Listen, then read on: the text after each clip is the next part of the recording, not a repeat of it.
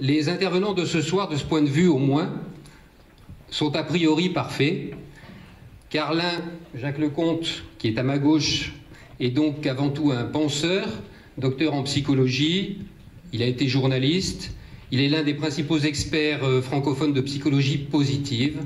L'autre, c'est Frédéric Favreau. Alors lui, c'est avant tout un homme de terrain, il est ingénieur, diplômé en marketing, vente, en management d'entreprise, et il a exercé ses talents dans plusieurs grandes entreprises, dont le groupe Monsanto, on en parlera, j'imagine, avant que de devenir donc directeur général de la société Cooper de France. Je ne suis pas un savant comme Jacques, mais je gère du business, donc ça doit être sûrement plus simple. Mais c'est aussi pour ça que j'ai beaucoup d'humilité, parce que c'est sûrement plus compliqué d'avoir une psychologie positive, de dégager du bien-être au travail ou dégager du positif autour de soi.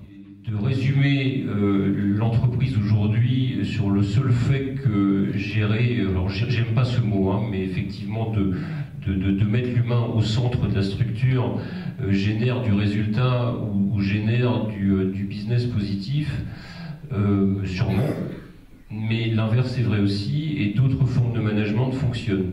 Et je le dis comme ça et je pèse mes mots, on gère du business, on gère du tableau Excel et on fait un business plan. Il faut effectivement pas très longtemps quand on manipule les chiffres et qu'on connaît son marché. Et j'ai vu deux choses. La première, énormément de gâchis humains.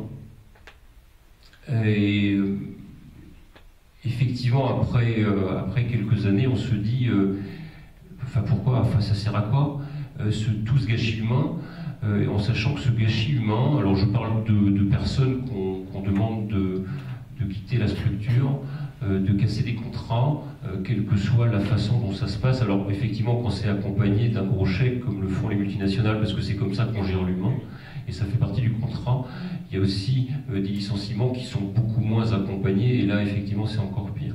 Ça veut dire que quand on rentre dans ce schéma où effectivement on va donner à l'individu une place dans l'entreprise, c'est pas si simple. Un, c'est pas que du matériel, ça c'est sûr, mais c'est la base. Deux, ce sont d'autres outils, effectivement, mais c'est encore pas suffisant. Le bien-être au travail et l'écoute du collaborateur, c'est effectivement l'écoute. Pour autant, est-ce que, et c'est la question que je vous pose pour vous repasser la parole, Monsieur Lecomte, est-ce que la seule finalité, quand l'entreprise agit à l'extérieur d'elle-même, ça doit être de rechercher à inspirer confiance, ou est-ce que c'est plus large que ça, le rôle de l'entreprise dans la société? Ah oui, eh bien, les deux ne sont pas incompatibles, on va dire. J'aimerais vous parler justement, parce que ce dont je vais parler, il y a aussi le thème de la confiance qui va réapparaître au niveau non plus interne, mais externe. J'aimerais vous parler dans un premier temps de la responsabilité environnementale des entreprises au niveau de l'impact sociétal. À travers deux exemples, mais qui, à mon avis, peuvent avoir aussi un sens plus général. J'aimerais vous parler du problème de l'ozone. Je ne sais pas si vous avez remarqué quelque chose, parce que l'ozone, c'est un des plus gros problèmes environnementaux actuels, hein, mais je ne sais pas si vous avez remarqué quelque chose, c'est que depuis quelques années, on n'entend pratiquement plus parler de l'ozone dans les médias. On parle du réchauffement climatique, on parle des perturbateurs endocriniens, des glyphosates. Bon, pourquoi on ne parle plus de l'ozone? Parce que ça y est, le problème de l'ozone est en train d'être réglé. Alors, les médias nous parlent des problèmes. Et ils ne nous parlent pas quand on est en train de résoudre les problèmes. Et franchement, avec le nombre de milliards d'habitants qu'on est sur Terre, c'est logique qu'il y ait quand même des problèmes dans l'humanité.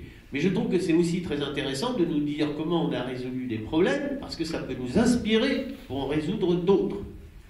En l'occurrence, c'est le cas pour l'ozone qui peut inspirer les politiques par rapport au réchauffement climatique. Alors, en fait, l'ozone, eh bien, le problème est virtuellement réglé, c'est-à-dire qu'on ne détruit plus la couche d'ozone, mais ça prend du temps puisque les substances qui détruisent l'ozone mettent longtemps à disparaître. Cela dit, au rythme actuel, la couche d'ozone est entièrement reformée, sera entièrement reformée en 2050, peut-être encore plus vite parce que ça va plus vite encore qu'on croyait.